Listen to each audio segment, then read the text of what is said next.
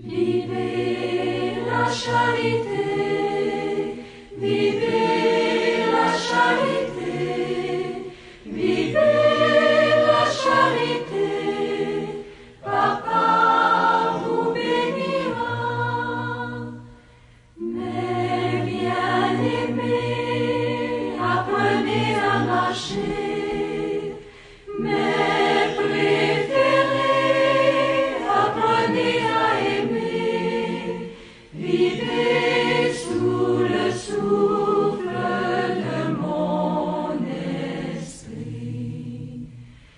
Vivez la charité, vivez la charité, vivez la charité, Papa vous bénira. Bonjour, le Seigneur nous offre aujourd'hui le grand défi de la charité. Ta parole est la lumière sur mes pas et une lampe sous ma route, nous dit l'ancienne de l'Évangile. Mais que nous dit l'Évangile? L'Évangile nous dit, dans l'Ancien Testament, vous avez appris œil pour œil, dent pour dent. Et Jésus dit, maintenant, moi, je vous dis, oups, qu'est-ce qui se passe? Je fais rien aujourd'hui, moi. Tu fais rien? Non, je fais rien. Mais pourtant, il y a des choses à faire. Ouais, moi, je fais tout. Tu fais pas mal tout. Non, mais je fais rien, là, parce que hier, j'avais besoin d'aide, puis t'es pas venu m'aider. T'as rien fait. Fait que moi, aujourd'hui, je fais rien. Garde, si on recommençait à nouveau, puis qu'on vivait la charité, il me semble que ce serait plus facile. Ensemble, on est capable. Un petit plus d'amour. C'est ça que Jésus veut. OK. On finit l'Ancien Testament, on rentre dans le Nouveau. Oui. Vivons la charité. Vivons la charité, vivons la charité, Vivons la charité, Papa nous bénira. C'est ça le Nouveau Testament, c'est de vivre cette charité à laquelle Jésus lui-même nous a appelés. Et j'aime un petit détail dans la vie de Jésus, mais qui montre exactement le contraire de cet œil pour œil, dent pour dent.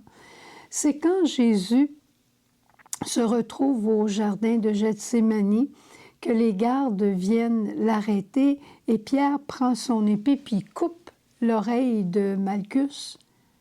Et Jésus dit non, c'est pas comme ça qu'on va faire, Pierre. Et il prend l'oreille et il guérit et recolle, comme on dit, l'oreille de Malchus. On ne joue pas à œil pour œil, dent pour dent. On y va avec la loi de la charité. La loi de l'amour qui permet les recommencements. Regarde comment le Seigneur s'est comporté avec Saint Paul. Saint Paul avait une rage meurtrière contre les chrétiens, mais après, il y a eu une passion extraordinaire pour Jésus. C'est le même homme, mais qui a rencontré Jésus.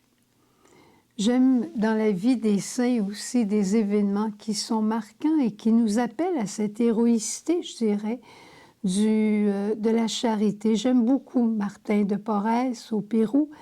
Et Martin, un jour, avait enlevé une dent parce qu'il travaillait comme assistant d'un chirurgien et dentiste. Et un homme était entré, puis il l'avait traité d'espèce de mulâtre qu'il était, et il avait été vraiment impoli à son égard. Et Martin a travaillé avec une telle douceur pour cet homme, et le dentiste, quand l'homme est parti, lui a dit « Comment se fait-il qu'une personne comme lui t'insulte tellement, et toi tu es d'une bonté excessive envers lui ?» Et Martin de répondre simplement « Plus une personne est souffrante, souvent, plus elle est malcommode. Alors à moi de l'aimer davantage. » Il n'y a pas grand-chose à rajouter, hein? Et j'aime aussi Saint Vincent de Paul. J'aime beaucoup de monde, en fait. Saint Vincent de Paul parlait un jour à Jeanne, sa novice, puis il lui disait que C'était seulement son amour qui lui ferait être pardonnée pour les bontés qu'elle faisait auprès des pauvres. Écoute exactement ce qu'il lui dit. « Jeune, tu verras bientôt que la charité est lourde à porter, plus que le broc de soupe ou le panier de pain que tu apportes. Mais tu garderas ta douceur et ton sourire. Ce n'est pas tout de donner le bouillon et le pain. Les riches peuvent le faire. Mais toi, tu es une petite servante des pauvres, fille de la charité, toujours souriante et de bonne humeur. Les pauvres sont tes maîtres, des maîtres terriblement susceptibles et exigeants, tu verras. Alors, plus ils seront laids et sales, plus ils seront injustes et grossiers envers toi, plus tu devras leur donner de ton amour. Ce n'est que par ton amour, pour ton amour seul, que les pauvres te partageront, te pardonneront le pain que tu leur donnes. » C'est un peu ça qui se vit dans la famille. Parfois, on voit des parents avec des adolescents, des parents qui recommencent chaque jour à aimer, qui pardonnent et qui recommencent. Ce n'est que bien des années plus tard que les adolescents comprendront de quel amour ils étaient aimés. Quand dans une famille, il y a un enfant handicapé, qui reçoit le plus d'amour dans la famille? L'enfant handicapé, parce que c'est lui qui en a le plus besoin. Alors, si on demandait à Marie de nous éduquer, comme elle a fait pour Jésus, et de nous montrer comment aimer de cette manière, je pense qu'elle nous dirait, c'est en faisant un petit plus à chaque jour. Essaie d'aimer un peu plus chaque jour. Essaie d'aimer gratuitement. Essaie d'aimer humblement. Essaie d'aimer avec le sourire. Essaie d'aimer en pardonnant. Essaie, et quand tu réussis, rends gloire à Dieu.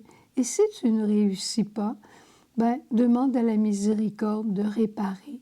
Et continue ton chemin, étant certain que la providence, la douce providence de Dieu, voit tous tes efforts.